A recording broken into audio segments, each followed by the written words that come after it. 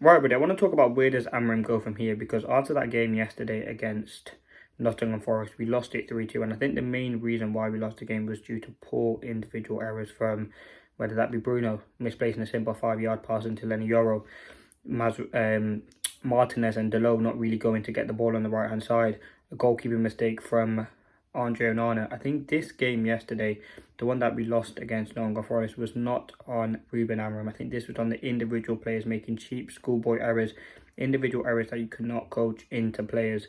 And Bruno, as I said, poor decision making, which leads to a goal, and Onana should do better. That Onana mistake was a blunder. And you can see Amorim's frustration on the sideline constantly throughout the game, bellowing his players to do better. And I think, as I said, there was just individual errors that cost us. Listen, the goal that we scored is fantastic, but you look at the 3 goals we conceded, another corner, that's 3 set-piece goals conceded now in 2 games. You look at that one, straight off at half-time, you're looking at your 1-1, go and get the goal, start off early, don't give anything sloppy away. Bruno plays a silly 5-yard pass in the right back area, Forest go and score.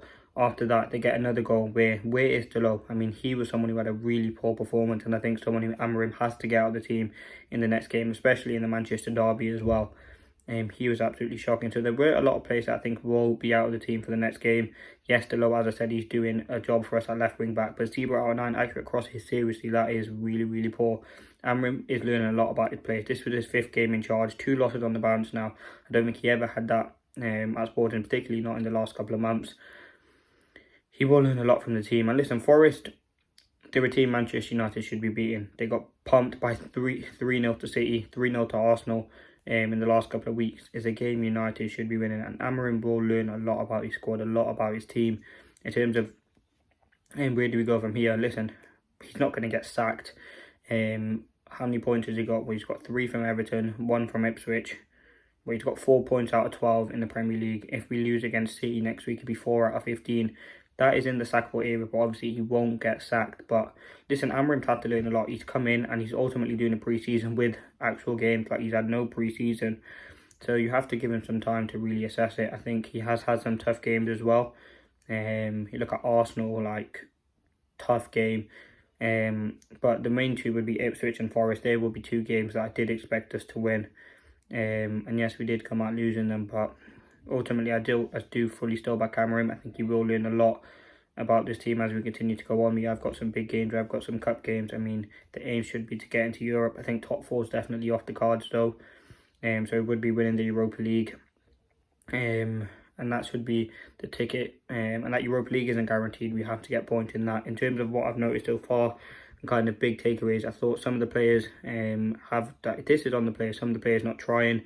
If they don't want to be here, just get them gone, because ultimately we've seen with Dan Ashworth leaving, players will, like, Ineos has to make these big decisions around the players. There's players on 350 grand a week who are not given a toss about the club at the moment and not doing the basic things correctly. And as I said, you can't coach the basic things. On a lighter note, I think there have been some players who've done fantastically well. Listen, yes, Onana made a big mistake against Forest, but I think lo and behold, he's been a very good player. I think Euro, he's one for the future. The Lit's been very, very good. Masraoui, brilliant. Ugarte's been absolutely class last few games in the midfield. Ahmad's doing absolutely fantastic. So there are positives, but what do we do from now? I think we've got to keep working, getting those planned correctly, bringing in some players. I think the wingers that we have in Rashford and Garnacho, the inside rows don't fit them, but are they going to play in the wing backs? No, because they don't have the work rate, so he has to find a solution around that. So he is finding himself out at Manchester United, and I think that will come with time. He's talked about how he knows his best 11 already, so that's something to definitely look out for. As I said, I think we take 13th now in the league. Yes, it's not good. We've had issues in the final third. He is learning a lot about this team, and I'm very excited to see where we can go in the Ruben Amorim. As I said, he's had 5 games, a lot of training sessions, because the games are coming thick and fast and you do need recovery. But he definitely is the manager for me to take Manchester United forward. I think we have got give him some time. The left wing back is absolutely essential in the January window, but with the sporting director gone, who's responsible bringing that in? I think that is the biggest issue, and that has cost us some goals. I think sloppy individual mistakes have to be eradicated, because we've seen that over and over again from the individual players at Manchester United. Poor errors, schoolboy errors that you can't coach into. You just, like, if you watch the younger age groups, they do that effectively. So why have you got players on 350 grand a week making these sort of errors? Amorim will be frustrated. You can see it on the sideline. You can see in his post-match press conference. He does look exhausted. There is a lot to take. And Amorim knows the size of the job when he came into Manchester United, and he did take the job. It's a big task. We've had some of the best managers over the last couple of years try to replicate what Sir Alex has done at the club, but haven't been able to do it. So it is a big task for Amorim. I fully do back him. As I said, there's some players for me who have been very poor. I think Rashford, Garnacho, yes, they've scored goals, but haven't done enough for me. I think the attack has been really poor. I think defensively, I do worry about the fitness of some of these players. I think in midfield, we have got to find that balance still. So there are definitely teething problems, but as I said, there are positives. Amad Diallo is one of them. We've got to take midfield. I think defensively, we've been very sound. Yes, we've conceded a lot of goals, but there is progression. We are seeing identity. Amorim did talk about the end of the season. You need to be seeing identity, and I think that's something with only 5 games in we have seen.